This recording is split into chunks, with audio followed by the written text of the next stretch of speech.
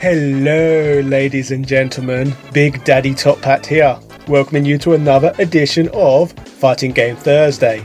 Last week on my Patreon page, I let my patrons vote for today's episode topic, offering a wide range of 12 different fighting games.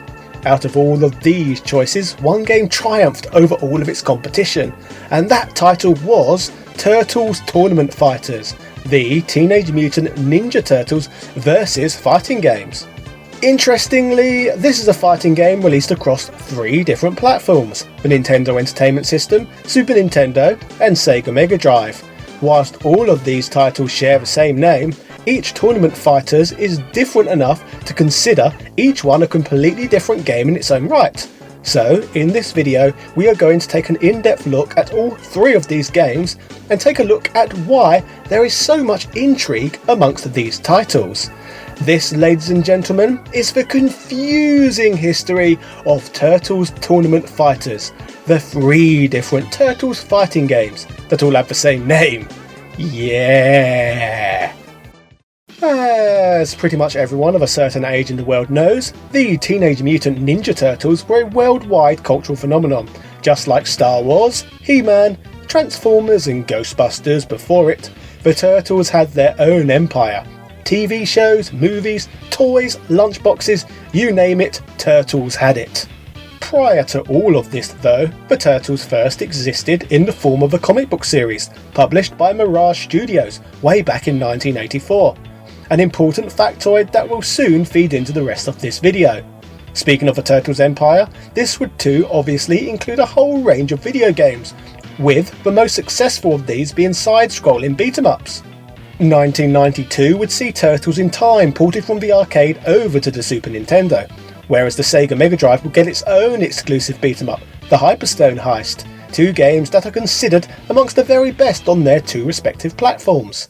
By the following year of 1993, children had the heroes in a house shell in their lives for quite some time. By this point in time, the Mirage comic book series had launched an entire 9 years earlier, and even the popular children's cartoon was 6 years old. Obviously 6 years is a tremendous amount of time in a child's life, so some of the audience who had grown up watching the show had either grown out of the show, or were beginning to latch on to the emerging Mighty Morphin Power Rangers craze. Still though, despite a decline in popularity, it still seemed like there was some life in the green brand, with a proportion of Turtles loyalists still highly interested in the franchise. Taking into account the commercial and critical successes of the games that were released the previous year, Konami would decide to give the Teenage Mutant Ninja Turtles another console outing. Whilst the beat-em-up genre had always fit the Turtles franchise like a glove, like the Turtles themselves, beat-em-ups was a gaming genre that was beginning to lose some popularity in favour of the more strategic and competitive versus fighting game entertainment medium. Street Fighter II and its innovations had popularised the gameplay style, which had led to various other developers taking inspiration from the Capcom classic by releasing their own fascinating takes on the versus fighter. Turtles Tournament Fighters was a group of games that were hoping to capitalise off of what was left of the Turtles brand's popularity by combining it with gamers' love for fighting games. After all, 2 + 2 = 5, so Konami were hoping for some great synergy here. Apart from the games being the first Turtles games of their kind, there was a further element that was implemented, which developers thought would further separate Tournament Fighters from the pack, and this element was the title's source material.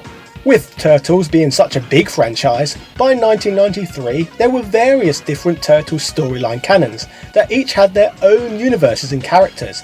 For example, we had the animated TV show, the movies, and of course the comic books, which I touched on earlier. These all told the Turtles story in their own ways, and each even featured some unique characters which were exclusive to each universe. In fact, speaking of the comic books, the franchise's popularity would even lead to 2 separate comic book series, even being on the market simultaneously at one point, one series by Mirage Studios, another by Archie Comics, with both having their own separate universes. Story-wise, what made the Tournament Fighters games so different to everything that came before it was that it would mix a roster of fighters from a selection of these universes, which would have meant that fans who were currently only familiar with the movies and animated series, for example, may have had their interest piqued to check out the comic books after playing the game. There was potential for this project to result in a lot of cross-pollination for the Turtles brand. So now we have got all that out of the way, and we have a little more context surrounding the game's releases, let's begin checking each title out. Out of the 3 titles, the Super Nintendo and Mega Drive versions of Turtles Tournament Fighters saw simultaneous releases offering vastly different gameplay experiences. Let us begin by talking about the Super Nintendo game, the best-selling version of Tournament Fighters. The cover art of this game features Donatello facing off against Amagon, a character we shall touch on shortly. Like many fighting games, the story of Turtles Tournament Fighter focuses around a fighting tournament, which is obviously made abundantly clear in the game's actual bloody title. When the game is powered on, a cutscene is shown, featuring the Turtles watching TV coverage of the tournament being organised, including the announcement that Shredder is entering. Due to these events unfolding, the Turtles too decide to enter the tournament to both prove their own strength and to stop their nemesis. In fact, this opening scene also features the Turtles agreeing that they are each going to individually try their best to win the tournament, and announcing it will be nothing personal if they have to face off against each other, straight away presenting an actual story reason for good guys to fight good guys within the game, which is a nice little touch. Once starting to play through, the players get to choose from a selection of 10 different fighters, each of which we shall cover in more detail shortly. A cutscene is shown before the first fight, featuring April O'Neil announcing that the winner of the tournament will receive more money than they can possibly imagine. In terms of the game's story and characters, we will look at both in a moment in more detail, but first let's talk about Tournament Fighter's actual fighting game mechanics. Like Street Fighter 2 before it, this Turtles game features combat that takes place in 2 out of 3 falls encounters, an element by this point that had become a trope within the fighting game genre. The title takes advantage of the Super Nintendo's button layout, and as a result features a 4-button control scheme.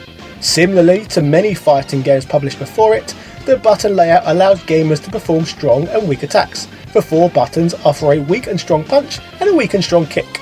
Like many fighters, there are additional layers of gameplay that add to the overall strategy. For example, it is possible to execute super special attacks. These are only performable via filling up the green mutagen meters that are located directly below the player's life bars. The green meters fill up when a player manages to hit an opponent. Once the meter is full, the super moves are easy to execute with a simple press of both strong attack buttons simultaneously.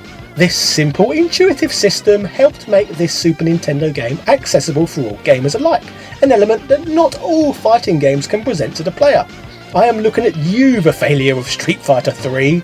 In terms of the gameplay, players also have the option of choosing which speed to play the game with, which allows players to choose how intense or difficult a playthrough actually is, thus catering to both beginners and experienced fighting game players alike. The characters in the game have distinctive movesets, which complement the overall experience the game delivers. Each fighter's overall attack range is similar, but the player's special moves are enough to give each character an acceptable amount of diversity. The stages each also have their own unique backdrops that add to the game's ambience. All around, the Super Nintendo version of Tournament Fighters is a decent little fighting game. So let's look at the lineup of fighters this game has on offer.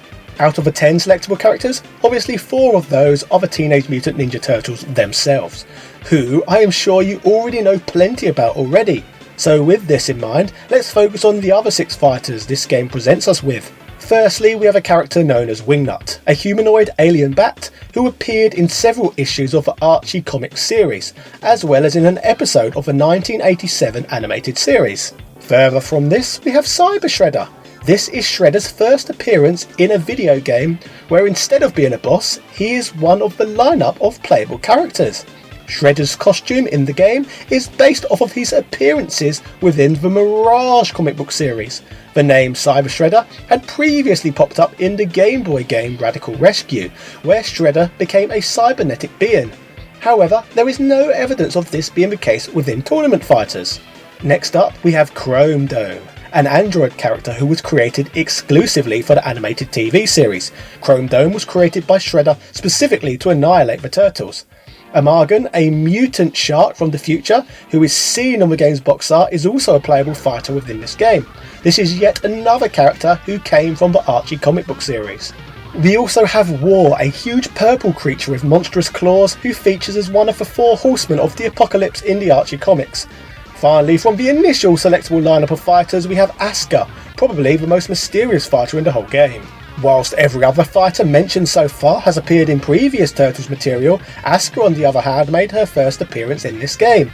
There were several theories as to why this was the case. This includes the introduction of a character who would simply be more marketable to Japanese consumers, with the Japanese version of the sprite showing more arse cheek than that of the Western counterpart. In 2010 though, an early beta version of the game was discovered, without Asuka included in the lineup. After some data mining, it appears that an early build of the character was hidden in the game's code, in which she was instead named Mitsu. This is significant on the basis that Mitsu was a character from the 3rd Teenage Mutant Ninja Turtles live-action movie, but it is rumoured that her name was changed in the game to distance the title from the film's terrible reputation. In fact, if you want to learn more about this debacle, fantastic YouTuber Justin Wang has uploaded a whole video covering just Asuka. Quirky stuff, eh? In regards to the characters who do not appear on the initial player select screen, we have a few more to cover. We have a purple turtle known as Fake Brother. Players take on Fake Brother at the Sky Palace in a sort of mirror match. The character is literally a purple palette swap of whichever turtle the player chooses in the game's story mode, so not much really to say about this one. The game also features 2 boss characters, the first of which is the Rat King. The Rat King is a deranged man who cast away his humanity and considered himself a rat even though he has not been mutated. The Rat King was a character who was popular enough to appear in both the comic book series, the animated TV show, and multiple video games too. The game's final boss fight takes place against Karai, who is represented differently across various Turtles media sources. In some cases she is depicted as closely related to the villain Shredder, as his adopted daughter or biological granddaughter. However, in her original comic incarnation, Karai was completely unrelated to Shredder, and was actually higher in the Foot Clan's global hierarchy, which would explain her position as the final enemy to defeat in this title. Within the story mode of a Super Nintendo game, she kidnaps both Splinter and April O'Neil to avenge Shredder. Once defeated, the game features different endings depending on which character you play through as, much like many other fighting games, even those released right up until this very day. The game would receive rave reviews from game publications of the time, with the majority of journalists loving this simple fighting game. GamePro would give the game a perfect score, summarising, "You want Street Fighter action without Street Fighter 2? Here's a serious Street Fighter 2 clone that can bring street snobs as well as fledgling fighters out of their shell." Nintendo Magazine UK would love the title too, stating, "Who said Turtles are old hat? The half-shelled ones deserve respect for being hottest contenders for Game of the Year 1994. Game players would add to the praise too, confirming that the Turtles are all grown up, but still looking for a good brawl. The SNES version gives you 10 fighters to the Genesis's 8, and its graphics are much better too. There's one clear winner even before the fighting starts." So that was the Super Nintendo version of the game, but as I said, this was just one of the 3 titles named Turtles Tournament Fighters. Released on the exact same day was the Mega Drive version of the game, which featured Triceraton on the box art, a character who was not even in the Super Nintendo version of the game. When I mentioned that these are completely different games, I was not at all exaggerating. The game emphasises this point instantly by opening up with an introductory scene depicting a completely different story to the Super Nintendo title. The scene opens up by showing 4 purple doppelgangers of the Turtles similar to Fake Brother. They have kidnapped Splinter on Krang's behalf. The story of this game features the Turtles teaming with further allies to trek across the galaxy in search of Splinter. Like the Super Nintendo game though, Karai holds the role of the final boss encounter. After it later unfolds that she was the mastermind behind the whole plot. Changes do not just end with the story though. The game features a different combat system, this time bespoke for a controller with a 3-button layout. Each button is assigned to a different command. In this game's case, a punch button, a kick button, and a taunt button. Combining the taunt button with the tap of a specific direction on the D-pad allows characters to perform desperation attacks when their health is low, a feature taken straight from some of SNK's most recent fighting games. In further regards to the gameplay, stronger punches and kicks can also be performed by holding the directional pad towards the opponent when attacking.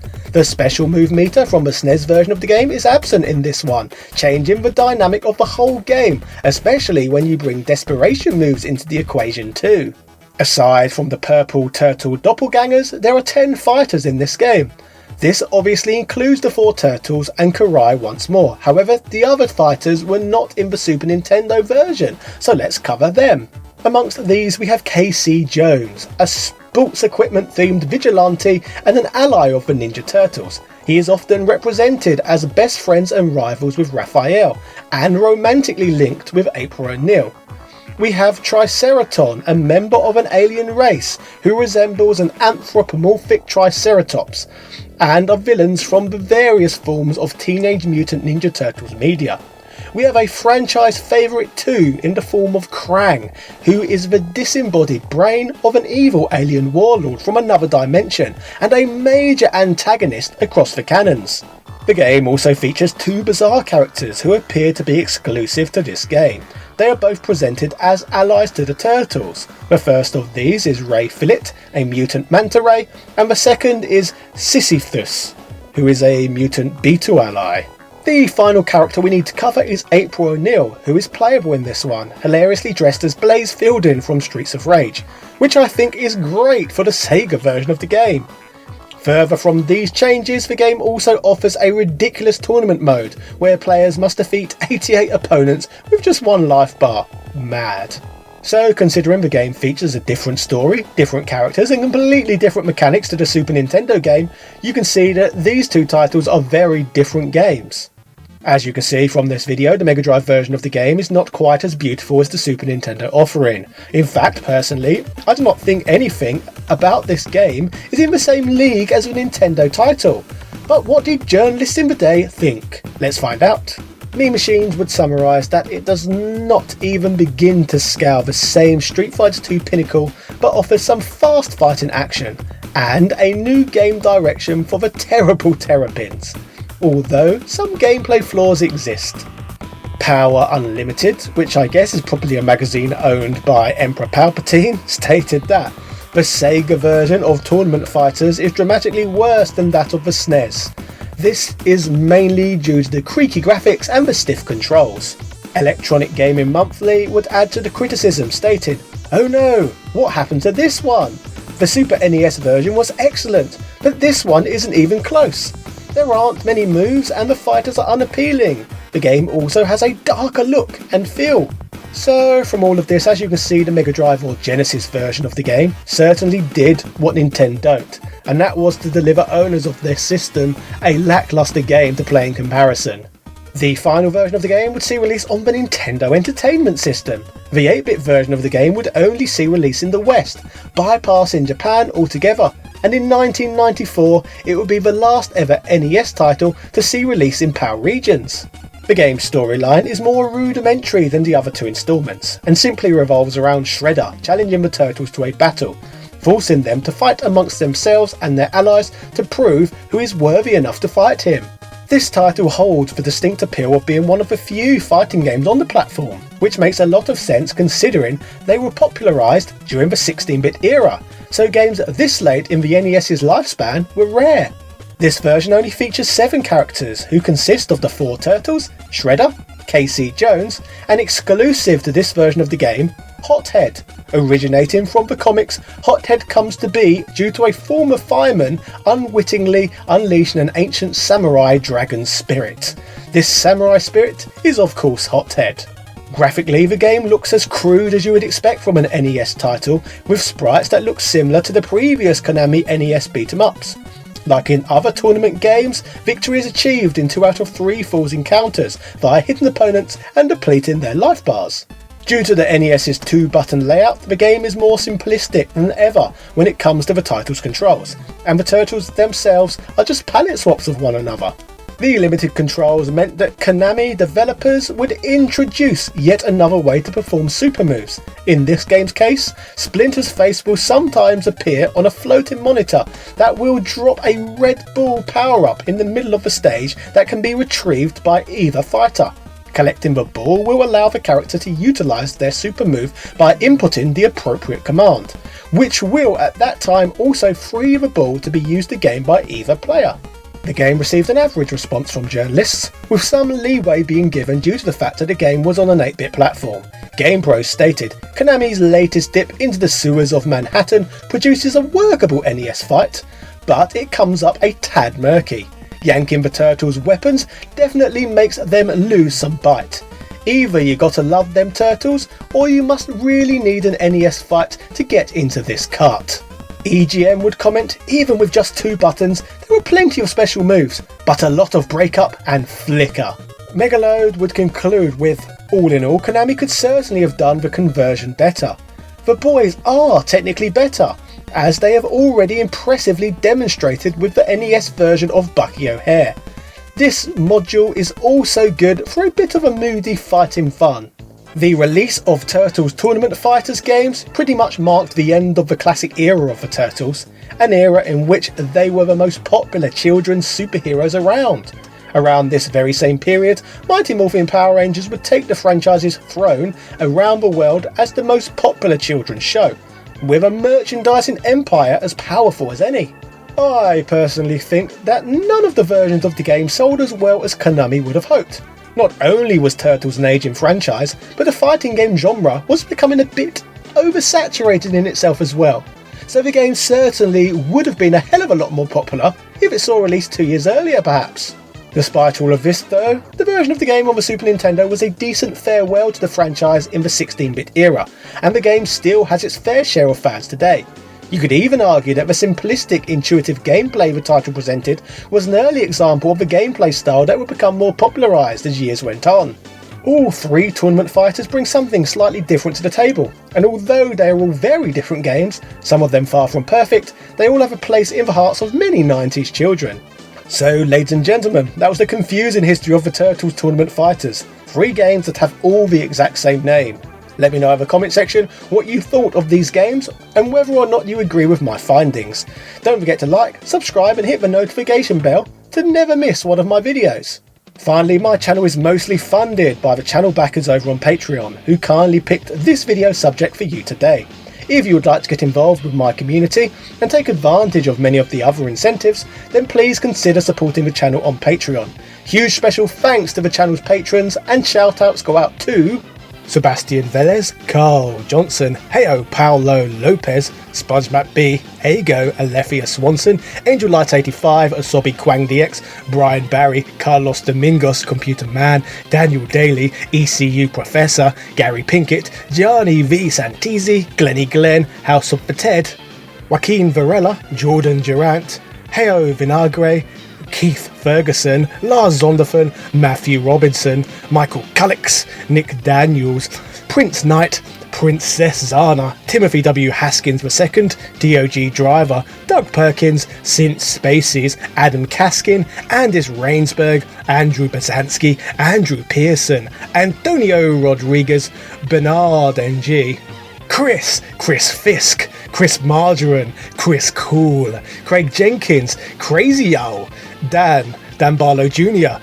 David Bow, Francesco Lacriola, Gregory Smoragi Whisk, Hans Christian, Ivan M, Jake Whitford, James McDonald, Jazzy Tay, Joel, John Bates, Casey Wright, Kings Knight, Langston Miller, Lobster Puncher, Louis Fiant, Luke Canava, Marvin Arugaliga, Master Jinx, Matthew Rindle, Mean Machine Dean, Mike Bruno, Noob, Paul Elliott, RetroVersion.com, Richard Stu Stewart, Rick67, Sarah Powell, Soraya H. Al-Sarayi, Stephen Lewis, Time Lord Soundwave, Tom Elliott, Vlay Mink Renee, Z. Thank you to all of those names I just shouted out, along with all of my other patrons. I love you all so dearly. Cheerio.